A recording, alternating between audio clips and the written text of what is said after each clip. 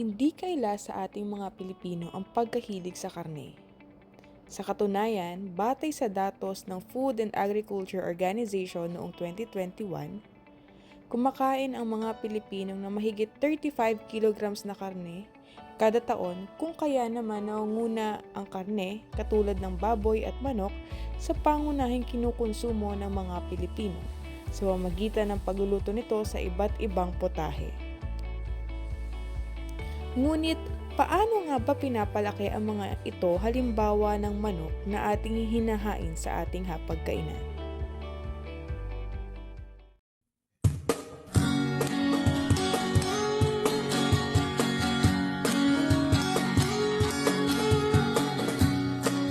Magandang araw mga kabaps! Nandito po muli kami para maghatid ng bagong kaalaman patungkol sa produktong agrikultural at ang kahalagahan ng mga pamantayang kalakip nito. Ako po si Aubrey, ang inyong host para sa episode na ito, tampok ang mga pamantayan patungkol sa broiler chickens. Alam niyo ba na ang mga broilers o manok na pinapalaki para sa kanilang meat o laman ay may production cycle na 28 to 35 days lamang? At dahil maikli lang ito, sinisigurado ng ating mga farmers ang tama at maayos na pag-aalaga. Kasama na dyan ang pagsisiguro na ang mga broilers ay may sapat na nutrisyon. Nandito po tayo ngayon sa Prados Verdes Farm sa Nasugbu, Batangas para alamin kung paano nga ba pinapalaki at inaalagaan ang mga manok. Makakasama natin si Engineer Romy Velasco at Ms. Luisa Velasco, owner and manager ng Prados Verdes Farm, para ibahagi sa atin kung paano ang kanilang operasyon at practices sa broiler production.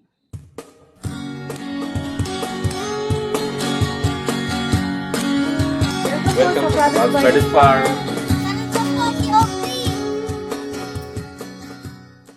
Engineer Romy, pwede niyo po ba sa aming ipakilala ang inyong farm na Prados Verdes? Magandang araw po, Ma'am Aubrey. Ang amin pong farm, ang Prados Verdes Farm po ay galing po sa salitang Spanish, na sa English po ang ibig sabihin ay Green Meadows or sa Tagalog naman po ay Lunti Amparang. Ito po ay meron pong sukat na 2 hektarya. At kami po ay meron po rito na 2 tunnel ventilated poultry building na CCS3. Kami po ay nag-aalaga ng broiler chicken po. At meron po kami rito ng integrator. So, may ilang taon na po kayong nag-aalaga ng manok at ano-ano pong breeds ang mga ito? Nag-start po kaming magpalaki o mag-alaga ng manok noon pong October 2020 po. 2020. Sorry, so ngayon pong October 2024, kami po ay 4 na taon nang nag-aalaga ng mga manok na ang aming pong breed ay Cub. Napansin ko rin po, Miss Isa, na per batch po ang inyong inaalagaan na manok dito sa farm. Lahat po ba sila ay iisang breed lang po? Yes, purely Cub ang breed na inaalaga namin dito sa farm. From day old chick. Apo. So usually po, gaano po katagal bago po i-harvest ang inyong mga manok dito? Usually, 28 to 35 days, hina-harvest ang aming inaalagaan ng mga manok. Okay, so yun po. Mataas po ba ang demand para po sa mga broilers? Yes, mataas ang demand. Considering po na ang mga Filipinos, kinukonsider nila sa diet nila yung protein. So, in considering naman po yung cost, mas lesser po ang cost ng chicken rather than pork meat. Bilang isang contract grower po, may ready na po ba kayo ng market na pinagdadalhan po ng inyong mga manok? Yes. As a contract grower, ang integrator na po namin, nag-manage po ng mga manok na ibebenta sa market. We will just wait for their booking pag nag-open na po ang farm for harvest. Okay. Ayun po, may pagkakaiba po ba in terms po sa breed ang pagpapalaki po ng mga manok? Yes. Although ang kadalasan na inaalaga namin dito ay Cub ang breed, ang difference lang ay kung minsan may dinideliver sa amin dito na day-old chick na junior, meron naman na senior. So when it comes to junior, this is came from the junior flock from breeder, and senior flock naman po pag mga senior yung iaalaga namin na day-old chick. So, ang ginagawa naman ng integrator with coordination dito sa farm, naka-base yung feeding program based doon sa i-deliver sa amin na cub type. So, magkano po usually po ang bentahan po ng inyong mga manok sa merkado po or dun sa inyong integrator? When it comes sa bentahan, since kami po ay naka-contract grower and nakadepende po kami sa payment scheme, yung per bird po na ibibigay sa amin ng integrator namin ay nakabase sa kung ano yung naging performance namin every grow or every cycle. Okay po. Ang Prados Verdes Farm po ba ay nag-export din po ba ng manok? Currently, local sales lang po tayo. Okay po. So, in terms po naman po ng regulation, ang Prados Verdes Farm po ba ay may sinusunod pong regulation at ano-ano po ang mga ito? Yes, may sinusunod po kaming regulation since kami po ay GAHAP Certified Farm since February 1, 2023. Naka-align po kami sa BAI or Bureau of Animal Industry. Ito po yung Code of Good Animal Husbandry Practices for Chicken Broilers and Layers. So ito po ay ang kanyang objective is to ensure po the farming practices of the establishment ensures the confidence expectation or higher expectation of our consumers that the food that they will be eating is good or with high quality. So meaning this is safe and fit for human consumption. Okay po. Ayan. So, bilang established na po ang inyong farm or ang Prados Verdes, may nakikita po ba kayong opportunity both locally at internationally? At sa Pilipinas po ba, kaya na rin po ba nating maging self-sufficient in terms po ng chicken meat? Yes. Since pinanghahawakan po namin yung aming certification, no? So, our mindset is just that we gain the certification, but the most important is the implementation of the program within the farm. So, continuous namin siyang gawin, i-implement, i-assess namin, i-monitor. So that we can ensure na yung quality po ng chicken na i-out namin for market is with high quality. Ang opportunity na nakikita ko po dito is we can serve as influencer to other farmers, to other owner of farms na mag-apply for GAHAP since this program is very beneficial for the farm itself, particularly for each team member. So, while you are implementing it, so nag-i-improve ka, then kung lahat po ng mga farm owners ay mag-i-engage sa GAHAP, Yes po. so magpa-follow sa standards, makakapag-produce tayo ng quality chicken and we can compete, di ba? So we can export later internationally. Actually, there is a record in 2022. We're able to export around $1.35 million that time. So maybe in the future, we can bring back the record. Okay po. Ayan, at nabanggit nga po ni Miss Isa and Engineer Romy na meron tayong regulation pagdating sa broiler production. Alamin naman natin ito mismo mula sa ating kasamahan sa Bureau of Animal Industry o BAI, ang mga regulasyon at kung ano-ano nga ba ito patungkol sa broiler production. Magandang araw po sa ating lahat. Ako po ay si Dr. Glenn M. Reyes from the Bureau of Animal Industry at ako po ay under ng Animal Health and Welfare Division. So currently ako po ang GAHAP focal person and assistant section head po ng Animal Facilities Regulation Section.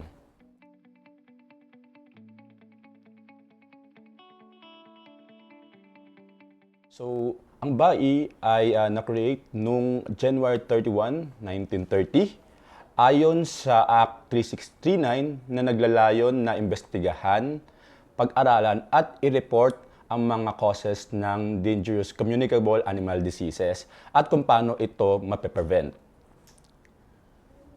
And also, yung sa functions din niya, ito naman ay sang-ayon dun sa Administrative Code of 1987 na nagasaad ng staff functions ng Bureau of Animal Industry.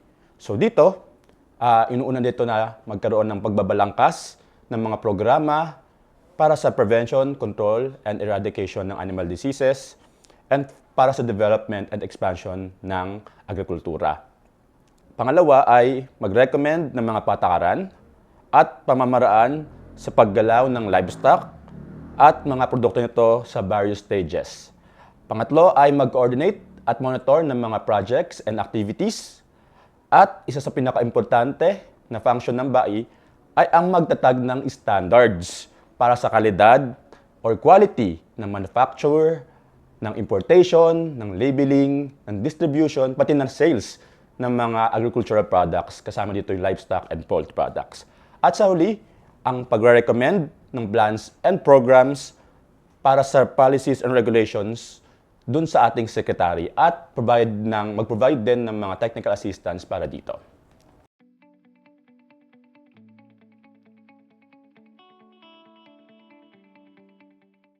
Unang na-provide namin na assistance sa mga farms, especially mga broiler farms, ay ang nangyari ito nung panahon na mayroon tayong o tinamaan tayo ng avian influenza. So, meron tayong cash assistance dun sa mga tinamaan ng mga avian influenza.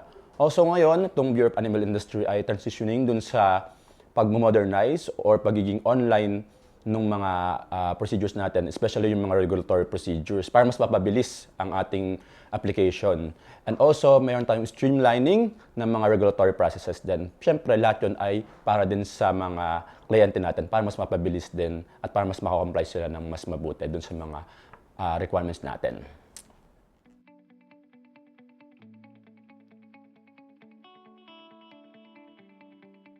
Oo, nire-regulate po natin. So ano ba ang mga regulasyon na meron tayo? So unang-una meron dyan yung license to operate. So ito ay under ng Animal Health and Welfare Division at ito ay alinsunod sa RA 8485 or the Animal Welfare Act of the Philippines. So dito, lahat ng mga animal facilities kasama ang mga farms ay kailangan magpa-register.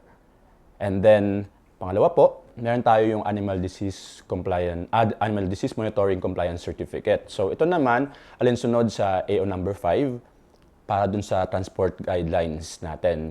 Pero, itong ADMCC na to ay hindi niya saklaw si broiler. Bagkus ang kanyang saklaw lamang ay ang mga layers, mga breeders, at iba pang avian species. Ang pangatlo po, meron tayo sa Animal Health and Welfare Division din, yung Good Animal Husbandry Practices. Ito ay alinsunod naman dun sa Food Safety Act of the Philippines or RA 10611.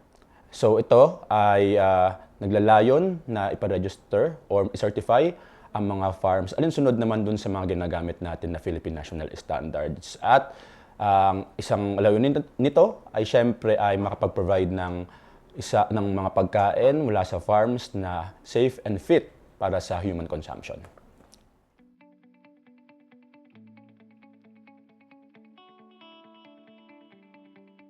So ngayon po ay may ginagamit tayong 10 Philippine National Standards. And yung 10 po na yon ay syempre kinabibilangan ng mga major na mga livestock na commodities as well as yung poultry. Pero ang ginagamit po natin kanamihan ay yung PNS for poultry, sa swine, sa hatchery, at meron din po tayo sa goat. And then previously, ginagamit na rin natin yung PNS para dun sa dairy cattle and water buffalo. And then the rest po ay, although hindi pa siya naggamit, in place po siya. So, lalo na kung halimbawa may mga mag-a-apply sa atin in the future.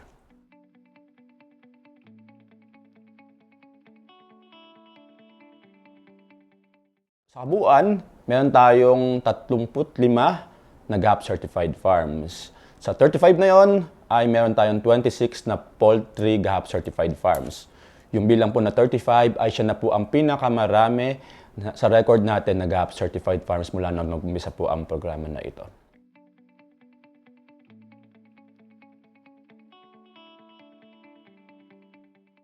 I think sa panahon ngayon, lalo na sa consumption ng mga tao, sa dami ng mga food chains and mga population na kailangang supplyan, oo, masasabi kong oo. Sa katunayan nga dito sa Pilipinas, meron tayong naitala nung last year, January 2023, na around 1,995,000 metric tons ang live consumption, ang consumption natin nung meat, chicken meat that is. And then, last year din, from July to September 2023, so nagtala tayo ng 464,000 metric tons live weight naman na production naman ng chicken. And sa ibang bansa, sa kabuuan ng buong mundo, pag pinagsama-sama siya, meron tayong last year na 134 kilometric tons na kinukonsume na manok sa buong mundo.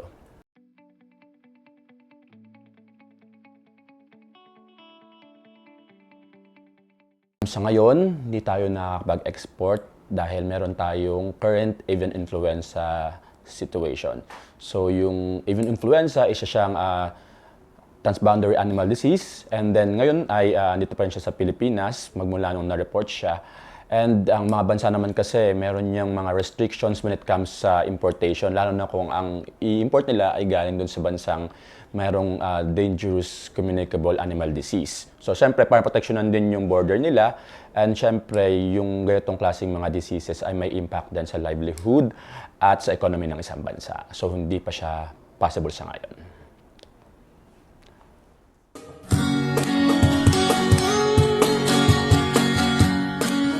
Ngayon ay kasama natin si Sir Ronald Villegas, Farm Manager ng Prados Verdes Farm, para ibahagi sa atin ang iba't ibang detalye sa pag-aalaga ng manok. Magandang umaga, Sir Ronald. Magandang umaga po, ma'am. Sir, curious lang po kami, paano po ba magpalaki po ng maayos ng manok? Ay, kami po, ma'am, magandang umaga po. Kami po kasi GAHAP certified dahil po, kami po kuha ng BAE, na register po ng BAE. At dahil po kami register ng BAE, sinusunod po namin ang pamantayan ng tamang pag-aalaga at pagpapalaki ng manok. At simula nung 2023 hanggang ngayon 2024, at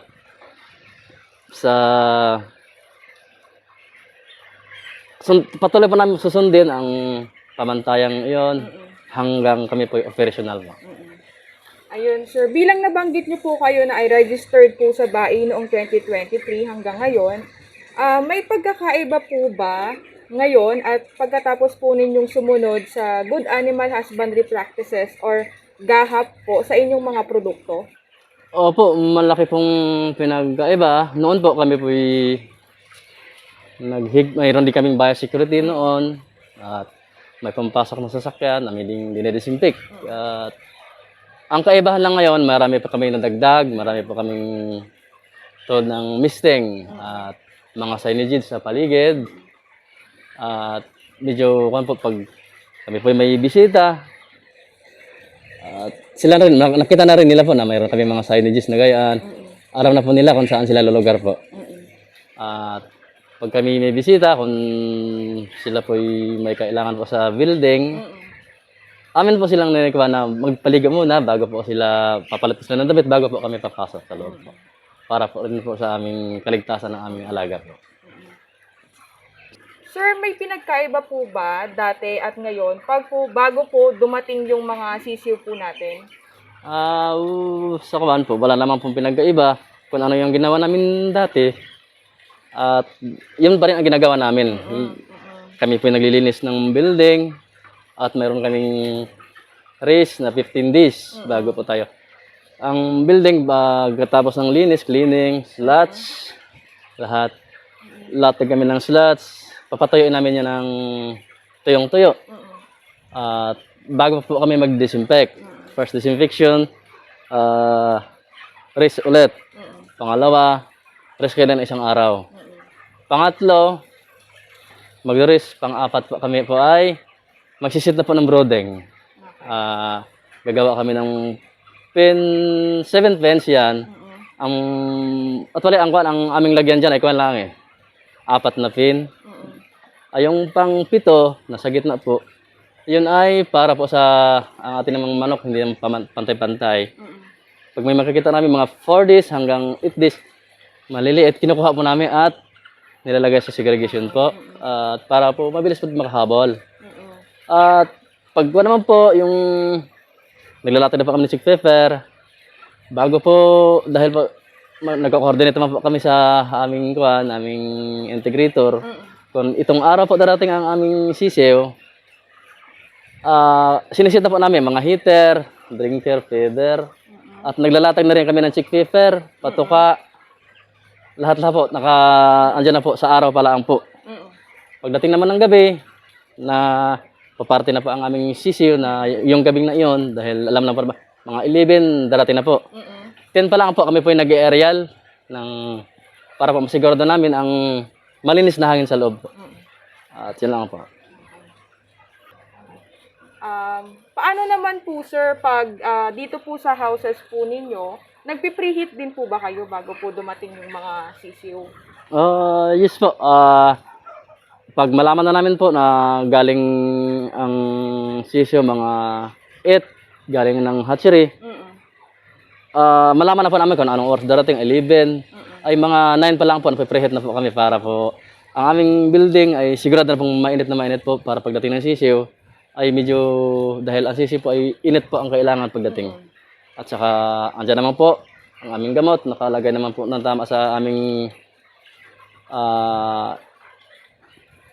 chemilizer. At kung pagdating ng sisiw, handa na po silang uminom sa aming drinker line, kusang papasok na po ang gamot namin papunta sa loob para ang manok po ay, ang sisiw po ay makainom agad ng vitamins. Naka-automatic na po pala sir ang inyong houses. Yes po, yes po. Paano naman po pag nandito na po yung mga sisiw? Sir, ano na po yung mga ginagawa ni po ninyo? Ang amin pong ang ginagawa, monitor na lang po sa sisiw, tubig, feather, at saka ang number naman po, ang blower, at saka temperature, at sa HR, humidity po. Para amin pong pinagpantay-pantay po para mas mapaganda po namin ang aming growing po. Paano naman sir pag lumalaki na po yung mga manok, ano na po yung mga ginagawa po ninyo practices? Naghihiwalay na po ba kayo? Or ine-expand nyo na po ba yung mga pens po ninyo? Actually po, before kami po ay nagtatanggal na ng chick pepper, amin na pong tinatanggal yan, tinatapon na po sa tapunan po namin. At D4, D5, D6, D7, tuloy-tuloy po ang aming expansion hanggang D10. D12 po, wall-to-wall na po kami, expansion. D13, expansion kami papuntang blower po. 17 ang pinakamataas kong expansion papuntang dito po sa rolling pad. Ang pinakamabilis naman po ay 14, 15. Yan lang po. Sige sir. Pagkatapos po nila, pag malapit na po silang i-harvest, ano naman po yung ginagawa ninyo na practices pag i-harvest na po yung ating mga manok? Sa pagbanam po, sa amin ng pag-harvest, kami naman po yung nag-sample weighing every linggo. 7 days, 14 days, 21 at 25. Sa 25 po, diyan na po namin malalaman na kung kailan po kami talaga mag-umpisa. At final namin sample, 28 days. At magbibigay na po ng forecast ang aming integrator kung kailan ba talaga po kami makapag-start ng harvest. At magtatanong din sila sa amin kung mga ilan ang ating makukuha dahil kami po nakakaalam ng timbang ng size po ng manok. Pagdating naman po sa harvest, ang amin naman po mga harvester, meron naman po kaming mag-harvest. Ganoon din po, pagdating ng mga harvester, protocol pa rin po ng biosecurity. Isa-isa din po silang dumadaan ng misting. At saka pagpasok naman dito sa building, putbat pa po ilan at bago sila makapag-harvest po. Okay po. Yan lang po. Bali po yung mga transport vehicle po ay galing po dito sa farm or sa integrator na po? Sa integrator na po. Sila na po ang namamarket niyan. Kami po ay naghihintay na lang po dito sa farm na may kukuha po. Sige. Sir, paano naman po yung pag sa i-store po ng inyong feeds? Paano po ba yung mga sinusunod ninyo para, based po sa gahap, paano po ba yung mga sinusunod ninyo na panuntunan pag po nag-i-store po ng feeds? Sige po. Nandito po tayo ngayon sa aming feed storage area. At dito po ay may mga checkpoints po kami na kinukonsider. Ito po ay considered sa aming daily routine. At aming po mga Placman ay very well-informed po sa mga important points na ito. Una po, kinakailangan po namin yung feed storage ay well-ventilated. Meron po kami exhaust fan for each building. And very important po na hindi po nakadirect sa flooring ang aming mga feeds. At the same time, dapat po doon sa wall, meron sang gap na at least 12 inches or isang ruler para din po mas masigurado po yung proper moisture. ano po yung concern namin, bakit kailangan na ang moisture ay mabantayan. So para po mas maayos po yung ating feeds na ibibigay sa ating mga manok, yung quality feeds. Yun po lagi ang aming ikino-consider. At ikino-consider din po namin dito ang first in, first out. So kung ano po yun ang unang na-deliver, yun po ang aming unang ipapatuka sa mga manok para masigurado po namin na dekalidad, yung pong kalidad ng aming feeds na na-receive ay hindi nababawasan, na-maintain, at fresh po namin maibibigay sa aming mga alagang manok. Malaki po ang mga important concern na ito para po makadagdag sa maayos na pagpapalaki ng aming mga manok. Andito naman po tayo ngayon sa aming designated area para sa ating mga medicine and supplements na ginagamit o ibinibigay po ng aming mga classmates sa aming mga manok sa araw-araw. Dito po, ikinoconsider namin na ito ay maayos, malinis. Ganon din po, ikinoconsider namin yung first in, first out. Titingnan din po namin yung mga expiration date para masigurado po namin na quality po ang aming ipapainom sa aming mga manok. At dito po, guided din po, nilagay namin kung ano-ano po yung list of banned drugs. At nandito naman din po kung ano naman po ang list of approved medicine. So, ang mga manok po namin, meron kaming binibigay na multivitamins, may probiotics, essential oils, acidifier, and liver tonics. Yun po. Kaya, sa mga supplements po na binibigay sa amin ng aming integrator, napakalaking tulong po para ang aming mga manok ay lumaki ng maganda, ng maayos. At ito po, sinisigurado namin na ang aming napoproduce ng mga end product, ang aming mga chicken po ay fit and safe for human consumption. Maraming salamat, Sir Ronald, sa pagbabahagi po ng inyong karanasan sa broiler production. Marami po kami natutunan sa pagsunod sa good animal husbandry practices at kung ano ang magandang epekto nito sa business. Thank you, sir, sa pagkakaunlak po ng interview. Maraming salamat.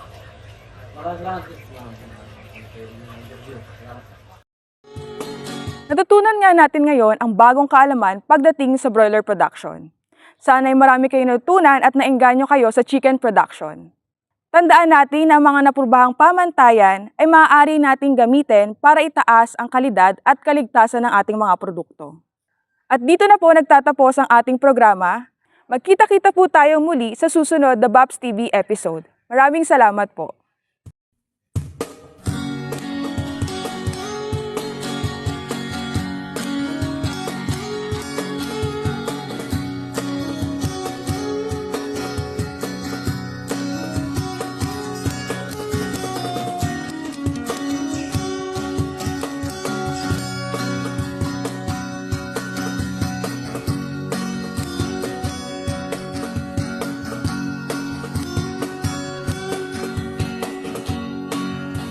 Binubuklod ng iba't ibang hangarin, sama-sama